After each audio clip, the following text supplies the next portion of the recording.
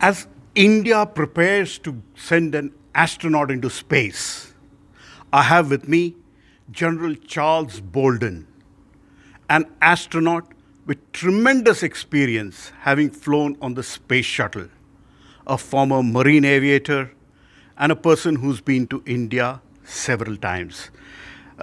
General Charles Bolden, when you heard about India wanting to send humans into space, what was your first reaction? My first reaction was, thank goodness.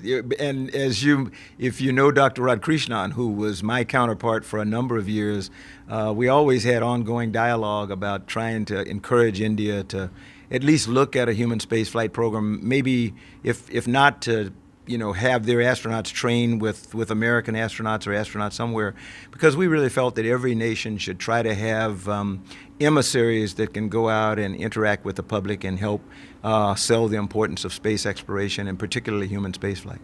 And do you think NASA or you in your now independent capacity would recommend that Indians use the help from NASA for the Gaganyaan program? Personally, I think any help you can get from anywhere is a good idea. And I'm certain that because I know, we were trying to make ISRO as much a part of the international team that NASA had when I was the NASA administrator, and I'm certain that ISRO is reaching out to other people that have had some experience in human spaceflight to try to make sure that their program is one of the best that there can be. You met Dr. Sivan Yes. in Bangalore. Yeah. Now, did you propose that NASA or in your independent capacity you would be able to train Indians as they go along with the Gaganyaan program? No, I didn't propose anything. It was a courtesy visit. He was allowing me to come, and I think you and I have had previous conversations, and so you know that we have always, as NASA has made the transition to commercial, what we call public-private partnerships. Our recommendation has always been try to find ways to optimize that public-private partnership. There may be Indian companies or there may be American companies or companies somewhere else that can offload the agency from having to own and operate spacecraft, but can provide the training and the preparation and then the spacecraft on which they fly. That's the way American astronauts are going to be doing it. We are not going to own and operate a low Earth orbiting spacecraft probably ever again. We'll have the Space Launch System, SLS, the heavy lift launcher to take humans and other things to moon and beyond. We've got ideas for SLS now to take the Europa mission to Jupiter, take missions. The first human missions will be out to the moon and then eventually on to Mars. Does it worry you that India wants to send humans into space at merely $1.4 billion and in less than 40 months? Will they give you a run for money in NASA in times to come? I don't look at it as competition, first of all, and it doesn't worry. I'm not concerned about how much anybody is going to pay for something, because we know if you look at MAVEN and MOM, two Mars orbiting satellites, there's like a factor of 10 difference between what the U.S. paid and what India paid for their respective satellites, and yet they work together in a common mission of trying to understand Mars's atmosphere, with the Indian mission focused mainly on the lower atmosphere and MAVEN focused on the upper atmosphere, and together they're helping us understand better what has happened to Mars's atmosphere over the billions of years since its formation, because it doesn't have a magnetic shield anymore. So I don't think you can judge anything based on what we pay for things in the United States. We're just one of the most expensive aerospace countries in the world. So I wouldn't attest or judge the goodness of anybody's program by comparing it to dollars spent in the U.S. And India is one of the most frugal. I don't know. I think they're really good. India is the only nation to ever reach Mars on its first attempt. So, if that's what you call frugal, I'll take it. Now, where are Indo-US space relations heading? When you were administrator of NASA or head of NASA, you contributed a lot towards the making of the NISAR satellite, and you also contributed towards getting the Indo-US Space Working Group going. Where is it heading, in your opinion? My opinion is we're progressing down that road. The working group still seems to be very functional and effective. I understand Dr. Sivan has proposed to Administrator Bridenstine that they expand it even further to form another working group specifically focused on human spaceflight. And I think as long as India is continuing to be in council with partner nations or prospective partner nations, things will be okay. One of the things I loved about India was its emphasis on earth science. NISAR is a great example of where we had the competition of ideas. We sat around for months, if not years, to debate about what should be the makeup of the mission. What should be the components. And I think the mission that's in work right now is something that's going to be incredible for helping us understand better Earth and conditions that contribute to climate and other kinds of things like that. Normally people talk about man in space and manned space program. You've been on space station when there have been women around. How is your experience in having women as astronauts? And I'll actually have to correct you a little bit. I'm a little too old to have been on station.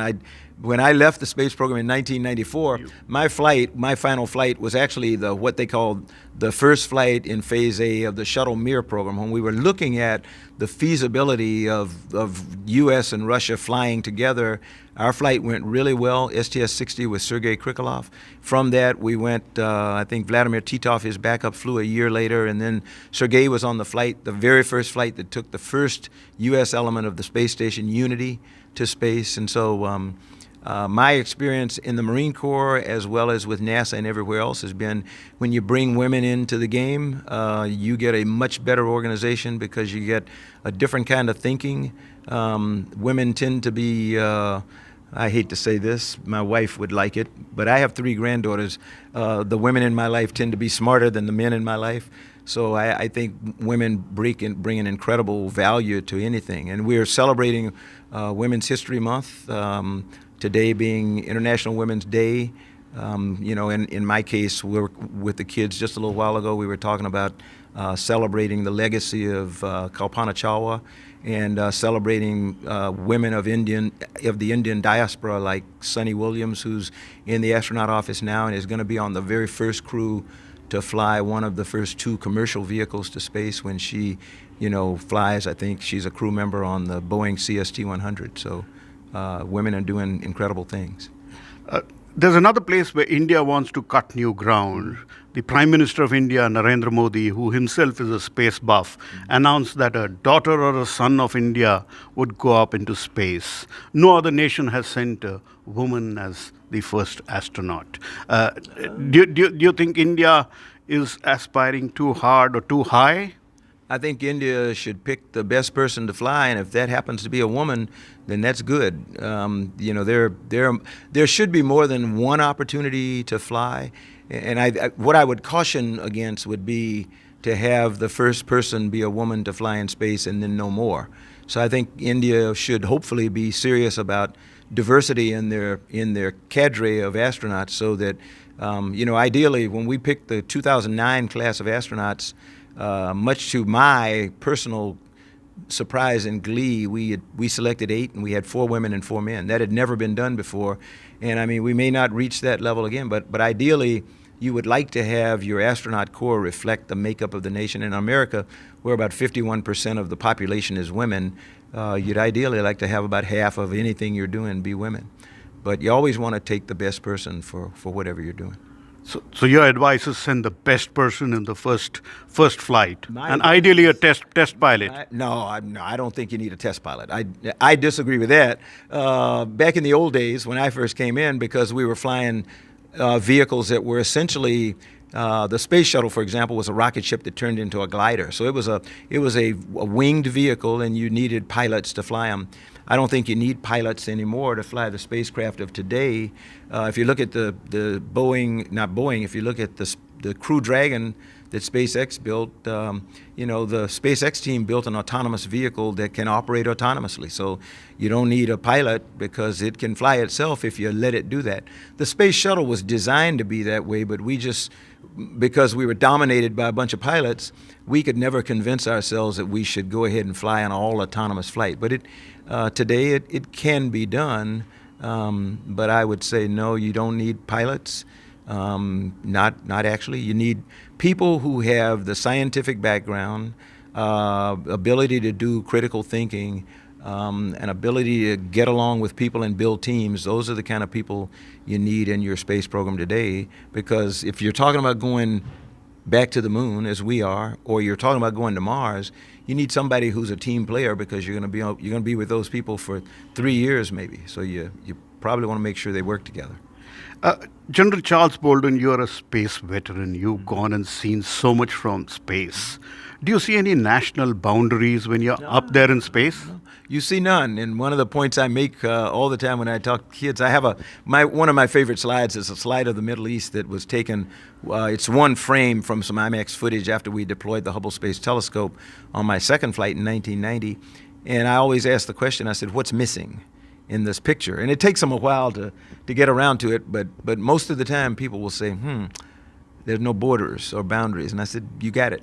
You know, one of the eye-opening things of being in space is, at least the first time you go, is the recognition of that thin blue line is our atmosphere that we really need if we're going to survive on this planet, and that all the oceans are one, and what happens in one ocean affects what's going on in another one eventually. We live on a planet where there is no real isolation. It's all in our minds, and so we need to learn how to live with other people who are different than we are and accept them for the differences, and just get on with the business at hand, trying to seek common goals the way that we're doing right now in space and trying to get humans to Mars. I'm told the only two things you see from space are the Great Wall of China and the lighted Indo-Pakistan border. No, you see you don't see any humans.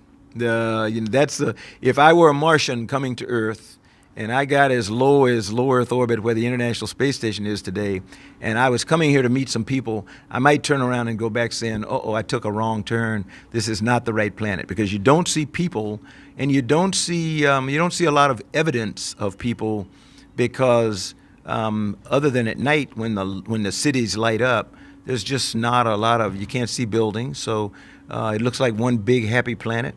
You mentioned the Great Wall of China. You don't see all of the Great Wall of China because pieces of it and parts of it are either overgrown or gone. And for most part, you don't see boundaries unless humans have put them there or something like that. And that there are very few places where you see that. In this very happy planet today between India and Pakistan, we see a certain escalated tension. And you say you don't see borders. You are a visionary. Any message you have for the two statesmen from India and Pakistan? I'm not a diplomat, so I don't get involved in that. I stay out of it. Yeah. So you stay out, meaning they should continue fighting, or they should come kind of a truce, like you see no borders? No, I'm just saying they don't need my advice to settle their differences, and I'm not getting involved in something like that. So I choose not to interfere in the affairs of other countries. When you flew into space on the space shuttle, a lot of people talk of ET and extraterrestrial life. Did you look for them when you're there? You're looking for signs of life all the time. We really, believe it or not, we really want to find life elsewhere other than here on Earth, and we expect that when we get to Mars or when we get to the moons of Jupiter or stuff, we're going to find microbial life. At least we hope we will, because that's necessary to prove that human beings can, in fact, perhaps live in those environments. I don't think you want to settle there and say I'm going to live here forever, because they're not conducive to the kind of normal life that we're accustomed to, where I walk outside and I soak in the sunlight. You go to Mars, you're going to be in a helmeted, you're going to have an artificial life support system on and everything, and I don't think that's the way I want to live or I want my kids to live, but we do want to go there to explore. But no sign of extraterrestrial life in my experiences. And I don't have anyone that I flew with or that I know personally that has said they've seen any signs of it, but that's an opinion of one, so I don't know. See, there is talk of both habiting Moon at some point, habiting Mars, and then looking beyond. Do you think that's in the realm of possibility? I don't think there's any limit on what humans can do. The difficulty today with even going to Mars is the technology, the propulsion technology that we have, what we need is, I refer to it as game-changing technology and propulsion. So maybe nuclear rockets, fusion rockets. One of my former classmates, one of my former astronaut classmates and crewmates twice, Dr. Franklin Chang Diaz, for example, is working on the Vasimer engine, and it's a plasma fusion rocket engine. If something like that is able to be perfected and judged to be operational, it's a game changer, because instead of taking 6 months or 8 months to get to Mars, we may get there in a matter of 2 to 3 months.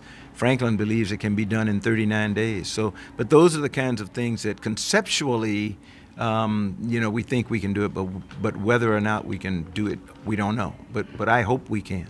If we have to get to another planet or to moon and habit there long, how do we procreate? If you're going to procreate, you do it the way that we were made, and that's a man and a woman, and things happen. I don't think there's been to my knowledge, again, I don't think there's been a lot of research in how that happens, because it's like going to the bathroom in space.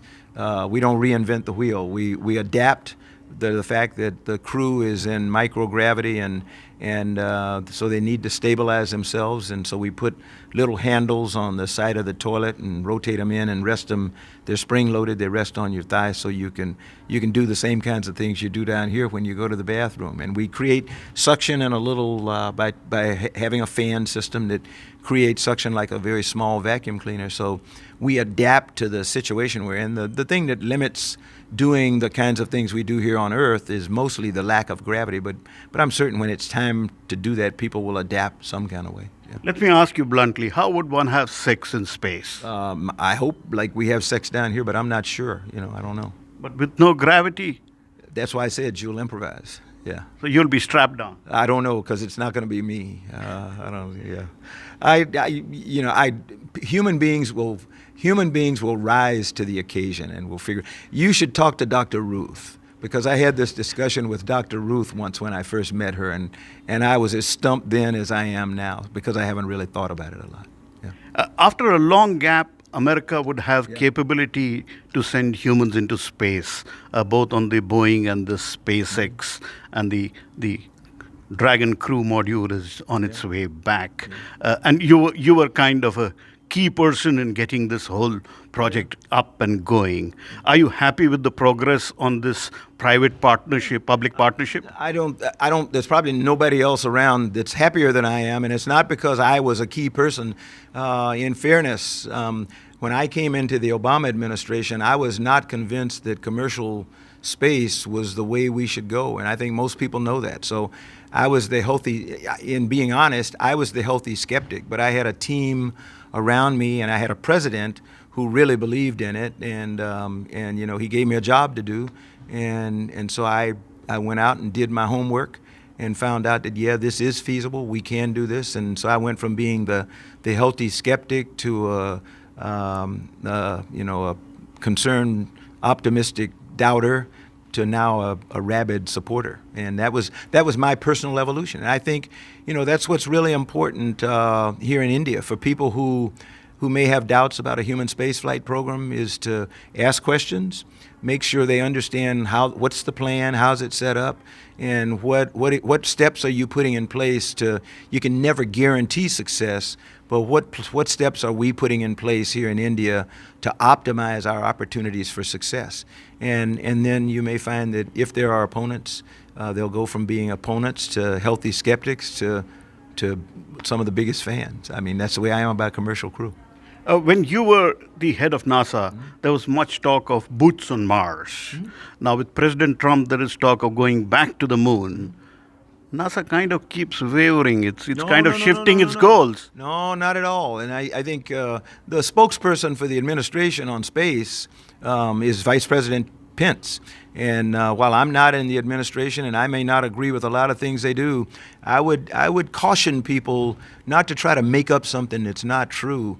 This administration is focused on getting humans to Mars, and Vice President Pence says it all the time. Their personal goal is to make sure that Americans are back on the surface of the moon, because there's some in the administration who believe you can't get to Mars unless you spend time on the moon.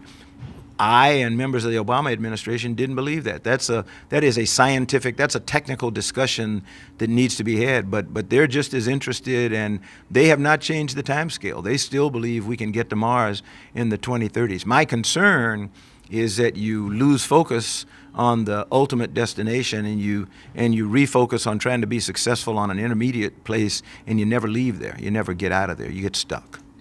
In future, when there is life beyond the International Space Station, do you think India would be a partner and an equal partner in something which comes up after that? I would hope so, and I've made it very clear in my travels around as one of the State Department's science envoys and their science envoy for space.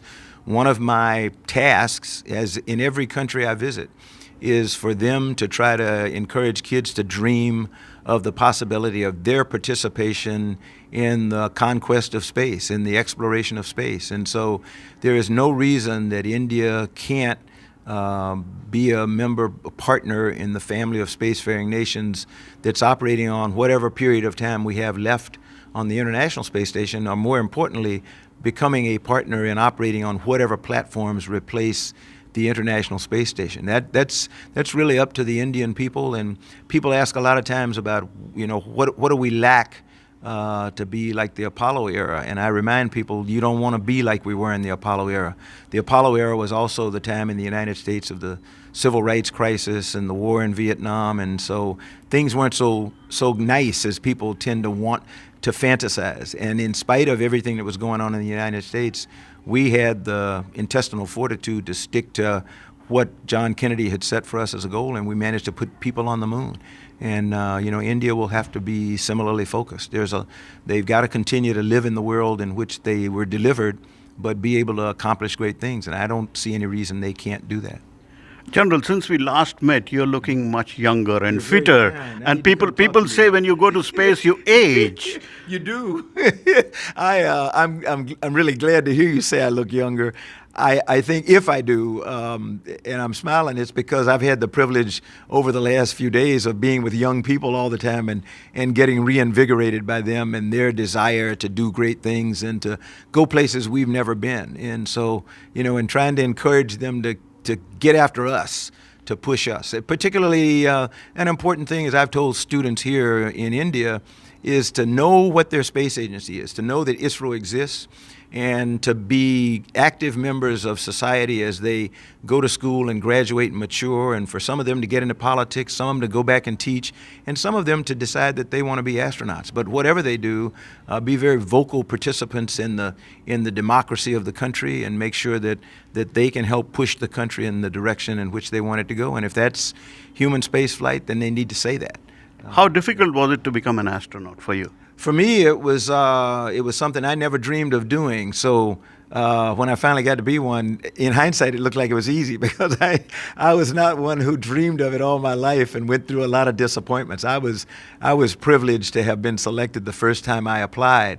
But for the normal person, who's dreamed all their lives about becoming an astronaut, it is an extremely long and arduous route. I have a lot of friends who applied many, many years before they were selected into the astronaut corps. And I would say to any young student here in India who's looking right now, who wants to be a member of India's astronaut corps eventually, they really need to study really hard, work hard, and never, ever, ever be afraid of failing. Never be afraid of taking risks, because that's what it's going to take for them to be successful and to be among the first to travel to space for India. So good luck. Any message for our space buff Prime Minister Narendra Modi? Oh, I don't have any advice for him. I think he's got a pretty good idea about what he wants the country to do, and so I would defer to him about which direction India ought to take. So India heading in the right direction along with the U.S. in space? That you're going to get an opinion of one again. For a nation that was the only nation to reach Mars in its first attempt, I'd say that's probably the right direction. So that was General Charles Bolden, the former head of NASA, telling us that Indo-US relations in space are heading in the right direction, and that Indian children can aspire to become astronauts on the Indian program. But for that, be focused, study hard, work hard. In New Delhi, with camera person Manu Nair, Pallava Bagla for NDTV.